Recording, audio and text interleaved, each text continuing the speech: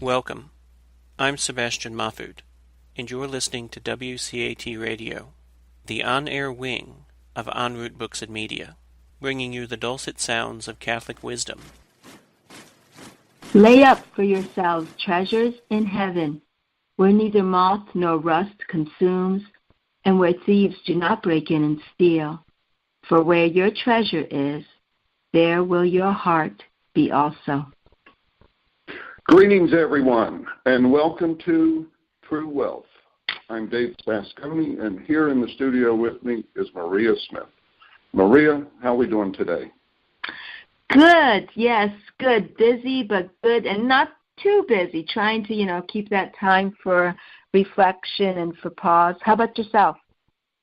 About the same. It's been an interesting, last week was interesting, and got another good one coming up this week. But that's all well and good, because if we're not busy, then we tend to get into trouble. You know what I mean? Yeah, absolutely. Absolutely. Yeah. Hey, I'm going to share something with you before we get started. My horses taught me another life lesson just the other day. As you know, we've been getting a lot of rain lately. I'm thinking we're probably way ahead of schedule as far as rainfall. But I was in the paddock with them when it started to rain again. I ran into the barn figuring it was just a quick shower, and they did what I've seen them do many times before. They herded up, and they all faced the same direction. Now, they'll do that when there's a threat in the area, but here's what I saw for the first time. After a minute or so, suddenly, they all shifted their position about 90 degrees at exactly the same time. Maria, I'm sure you've seen synchronized swimming where the performers all pop out of the water or spin at exactly the same time. Yeah. So anyhow, it was that same performance. But so now I'm wondering, why did they do that? What caused that to happen? Then I noticed the wind was blowing the rain in a direction that had all of my horses with their backs to the wind and rain. And as I'm putting my theory together, all of a sudden, they all shifted again, just like the first time. Now, this time, there was no doubt about why. The wind had shifted, and again, they all had their backs to the rain. It was just amazing. But anyhow, one other thing that came out of that, do you recall that traditional Irish blessing about it has the back at the wind? Are you familiar with that? Yes, I've heard. I don't know it by heart, but yes, it's a beautiful blessing. Yes. Yeah. Well, isn't it also called the blessing of St. Patrick? Yeah, it may be. I actually looked it up, and they called it the traditional Irish blessing. And it goes like this. May the road rise up to meet you. May the wind be always at your back. May the sun shine warm upon your face. The rains fall soft upon your fields. And until we meet again, may God hold you in the palm of his hand. I just think that's a beautiful blessing. And it clearly connects us, nature, and God. Because in a few short lines it mentions wind and sun, rain, fields, and God. And so I was just amazed how, I was a little disappointed about getting that quick shower the other day, but it led me to looking up this blessing and sharing this information with you. I hope it was worthwhile for your time. Yeah, I like it. It's I love prayers like that. That is beautiful. Yeah. Yep. Yeah. And I think And even the part where it says, rain falls soft upon your fields. You don't want this pouring, harsh rain that's going to destroy your crops.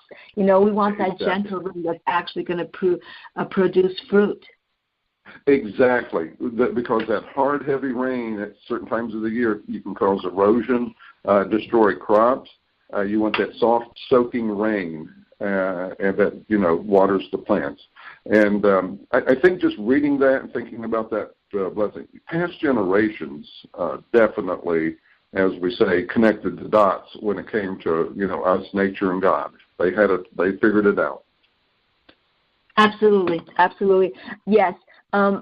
Nowadays, people, there is a current fad. I don't know how big of a fad it is, but with people, young people, maybe 20s, 30s, maybe early 40s, who have gone to college, maybe even got advanced degrees, have great jobs, not that everybody does, but the ones that do, they really have this nostalgic view of going back to nature, of going and raising some animals and having a farm and leaving that grind, that city grind, that work grind behind. Because in the human heart, in the human soul, we are part of nature and we long for that. So in a world that is so disconnected from nature, and I would extend that by saying in a world disconnected from human touch and human contact, but also from nature, from the wind, the rain, animals. I mean, in the morning you can hear the birds, all those things have a rhythm. And I've lived in Italy for a while too, and I remember I did some work in the fields, and I remembered that even though it was very difficult work, I remember just being so much more in tune with nature that actually physical problems that I would have here in America, I did not have there. Oh, I believe it. I absolutely believe it, because a lot of our problems, both mental and physical, come from stress. Stress is horrible. It harms not only people but animals and plants. My line of work, I talk about stress on a plant, and that plant's going to get sick, and it's no different than any living thing, us and animals. So yeah, absolutely. You got to find that quiet time, and nature is the best way, especially when you're really engaged. Yeah, I thought that was good that you picked up on the soft rain. May the rains fall soft upon your fields, because anyone that has ties to the land knows what that downpour can do. Not only can you get flooding, but again, it washes away the soil. And it can destroy the crop. And if that crop is the only time you can only put one in the ground for the year, if you lose it, you're in trouble. Exactly. Yeah. Yeah, exactly. But I think you're right about a lot of people, because I've read stories where, they're working in New York City, they have good paying jobs, and they give it all up to go to Idaho and start a little homestead. Exactly. Yeah. Yeah. Yeah. There's such a lure, really being part of nature and to really going down to our roots. There is. But I think that even in our modern times, having a job, really the best thing is to be self-employed. Even though you might not make as much and you'd have more problems in certain ways, but you can really call your own hours. My parents were self-employed, and you do work a lot, but you know what? You're in charge of your time. And what you do profits you. It doesn't profit so many other people. It's just, I think that's lacking. And also really passing down the occupations of the parents and the grandparents onto the children. There's so much that's really was good in the olden times that we have discarded. And there was a lot that was not good, and that's fine to discard. We want to improve. We want to get better. We want to make progress. But there was so much that was good that people just threw out, saying, "Oh, those times, they're backwards. They were primitive. They didn't know what they were doing. It was all stupid. Now we know better." No, it's really, to grow in anything, we have to take what is good, improve on it, and discard what is bad. But that you need prudence, and you need just a vision to really see and to really understand what's right and what's wrong. Yeah, and I think also that's where 2 or 3 generations, where you have the grandparents, the parents, and the kids, they have that advantage of time. That's why I think in a lot of tribes, the tribe is run by the elders, because they've seen it as a young person, they've seen it as a middle-aged person, and they have a lot of wisdom, where the young people, not to say anything bad about youth, we all have to pass through it, They just don't have the maturity and the wisdom that someone who has lived many more years has at that point, But in your comment about being self-employed, I grew up in a family business. My parents were self-employed. I worked for 17 years, going to work every day, working for a company. Again, nothing wrong with that. But for the last 30 years, I've been self-employed. And there's what you said, I think, is right on, because being able to, you work hard and you work a lot and everything falls upon you. However, you do have some control over your time. And if you're self-employed and doing what you want to do, it's not really work. It's really, following a dream. And so, yeah, there's great advantage to that. But wherever we are in life, I think staying tuned into nature, it keeps us on the right track for sure. Absolutely. Yeah. Yeah. So that was an interesting little side discussion. What are we going to talk about today? What do you have on your list? Okay, well, I have something that I actually mentioned last show. I only mentioned it. We didn't really discuss it. And it's from St. Faustina. And I'm going to tie it into a Charles Rich quote.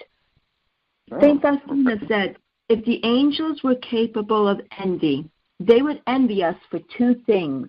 One is the receiving of Holy Communion, and the other is suffering." Charles Rich says,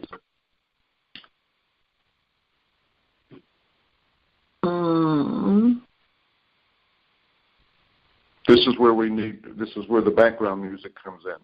Yeah. I thought I had it right at hand, and now I can't seem to find it. Okay. Take your time, because I was thinking of something that when we were talking about being self-employed, I heard a quote the other day, and again, this was from a self-employed person, that not all the days and months and years are great, because the quote went like this: "I'm living a nightmare following a dream." So I think a lot of self-employed people, when they first get started, they go through some very hard times, and so they are living a nightmare, but they're still following their dream. So, yeah. But anyhow, did you find your place? I didn't get the quote, but you know what? Well, I'll just stick with St. Faustina for now. So yeah, with St. Faustina, the importance of suffering, and that is such a big thing, and especially in our day and age when people do basically anything they can to avoid, eliminate, diminish suffering. And it wasn't always the case. For centuries, for much, if not most of human history, people knew that to live is to suffer. And of course, with the past 2,000 years of Christianity, people put a meaning to their suffering. Yes. But in our modern day, suffering is an evil to be avoided. Yeah. And this misinterpretation of suffering is what causes most suffering. It's what augments most suffering. It's what makes suffering unbearable, because we don't understand it. We don't understand it in the light of Christ. We don't understand it in the light of what it means to be human. Yeah, and what you're saying is we should embrace suffering instead of fearing it, because it does serve a purpose. Yeah, but embracing is, I do understand, I agree with you totally, but embracing, I think, is really too hard of a word in our modern day. I think we have to build up to embracing it. I think we have to build up to at least first understanding, or if we don't understand, believing in what St. Faustina says, believing in what our Lord Jesus Christ said about suffering. In this world you will have trouble. Come to me, all of you who are weary and heavy burdened. All these things, life is a burden. Life is difficult. Life is a battle, a spiritual battle, a daily battle. Yeah.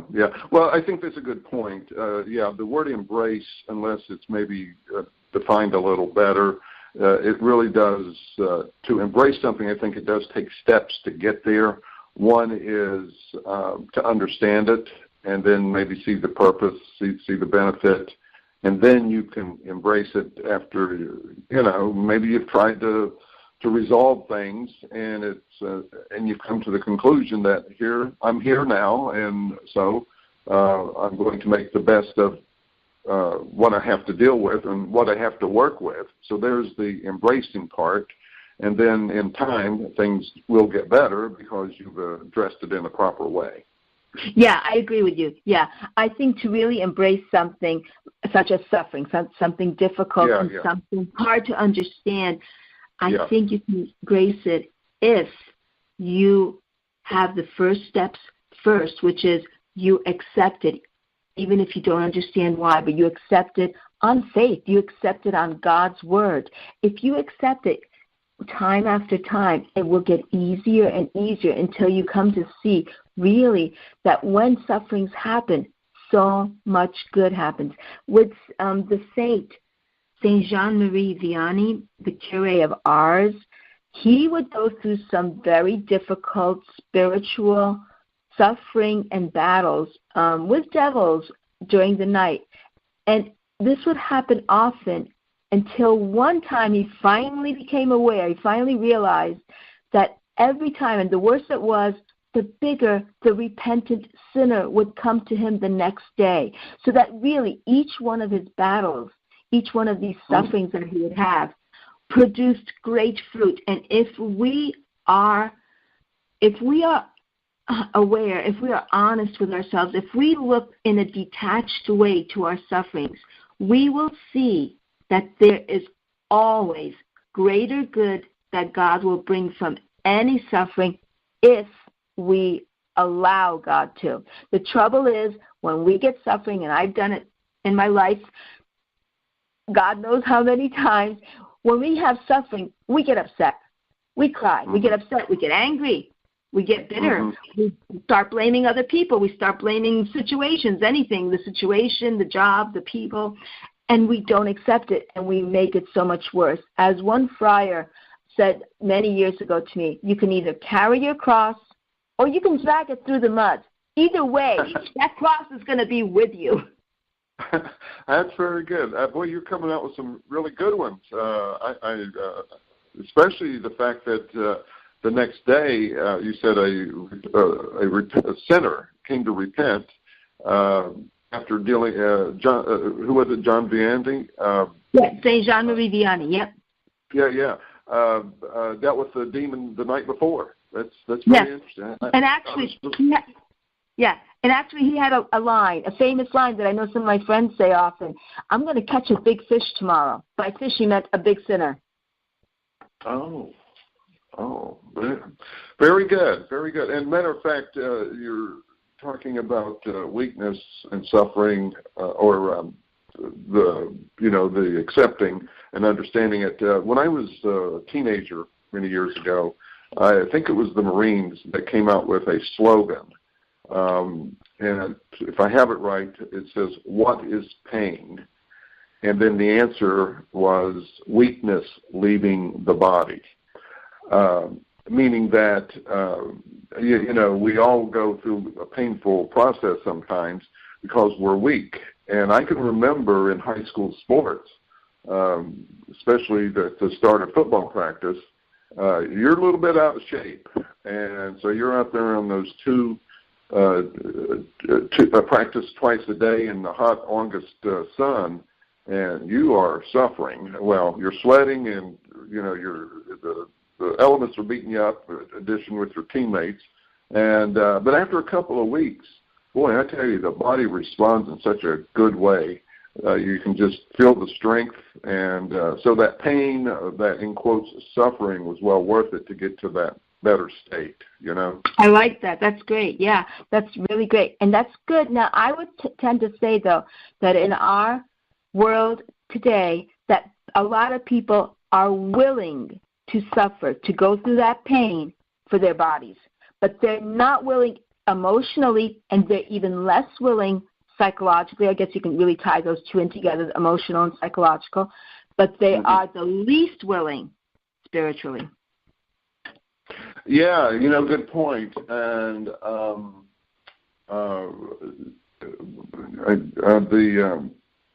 the efforts we will go to, I'm trying to get my thoughts together here, the efforts that we will go to fix our bodies, as we were talking about earlier, all the fixes you see on TV and in ads and all, but we're less likely to fix our souls.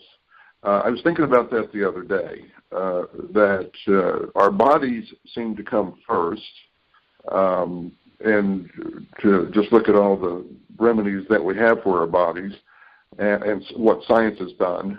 But boy, our souls have suffered. As a matter of fact, if you want to look at use the numbers, since fewer people are going to church, it seems like most people are focusing on their bodies and not on their souls. Absolutely, they are. And when they do, I'm going to just put this in quotes, experiment with religion, it's usually some kind of just basic, maybe pantheistic, just new agey, just, they're spiritual. Because every human person is spiritual. And some people deny it. I mean, they really just suppress any spiritual inclination. They have it, but they suppress it. They avoid it. But a lot of people don't.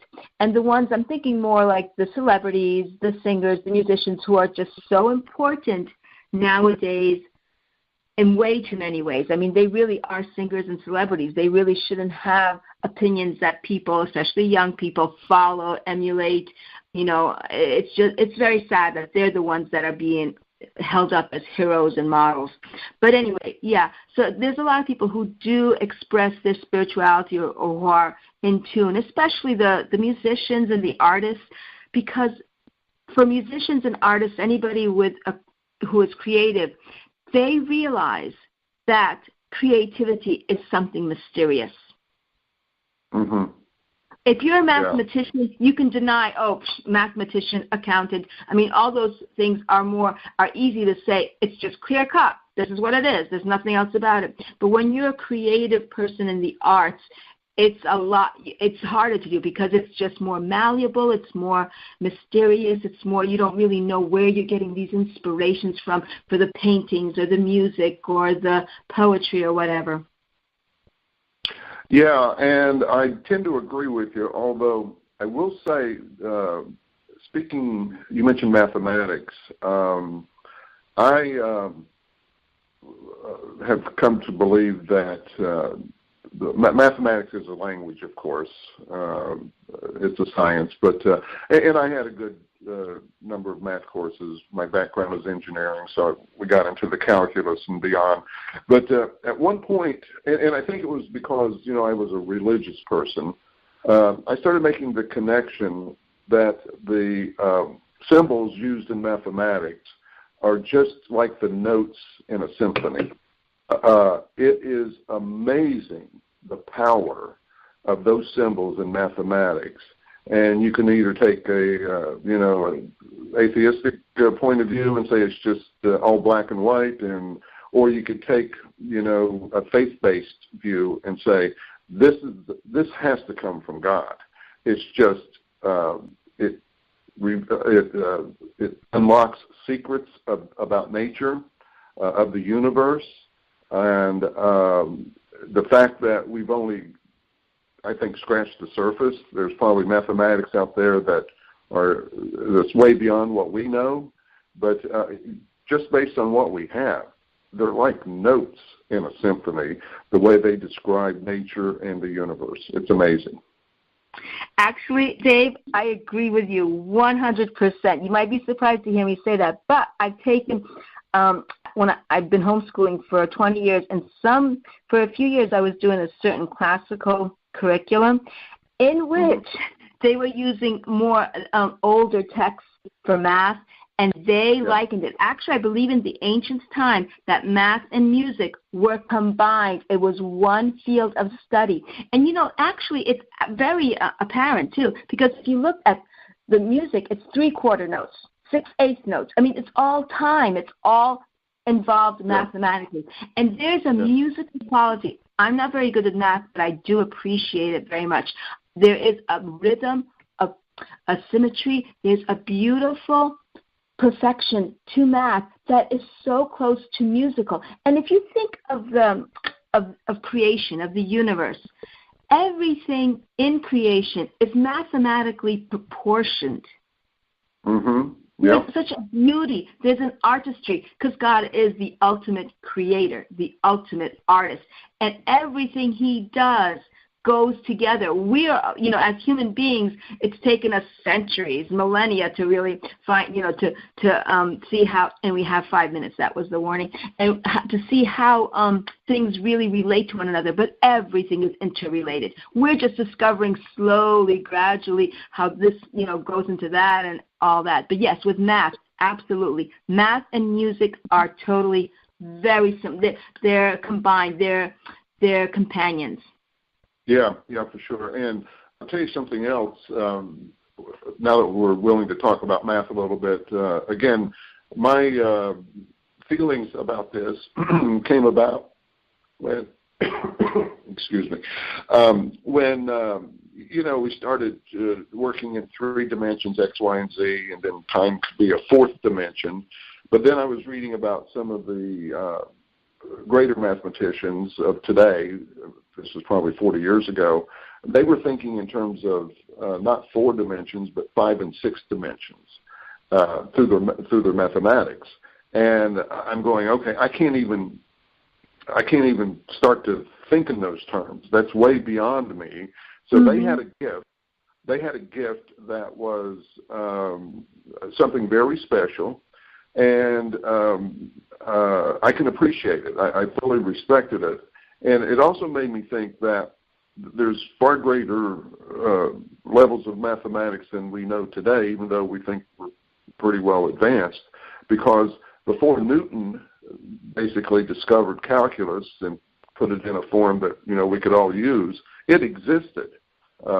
Just because we haven't found it doesn't mean it doesn't exist. It just means haven't been with someone with that gift. Yeah, has not come along to communicate it to the rest of us, Exactly, yes. Yeah, so, but, and the other thing you said, Maria, I thought was very good, is that one of the regrets of the angels is they can't suffer. And that right there should tell everybody how to properly place suffering in their life, that if they are trying to avoid it at all costs, that maybe they should take another look at it. If the angels could desire it but can't have it, then maybe it's something that we can benefit from and at some point in time be with the angels, Yes, yeah. I think, I'm not really sure, but I'm just going to voice these thoughts and see how they come out. That I think for suffering to really accept that there's a great purpose to suffering, you probably have to have a belief in God. But now I'm also thinking, if you don't have a belief in God and you are just open to trying to understand if there's any good to suffering, I think that could actually lead you to God.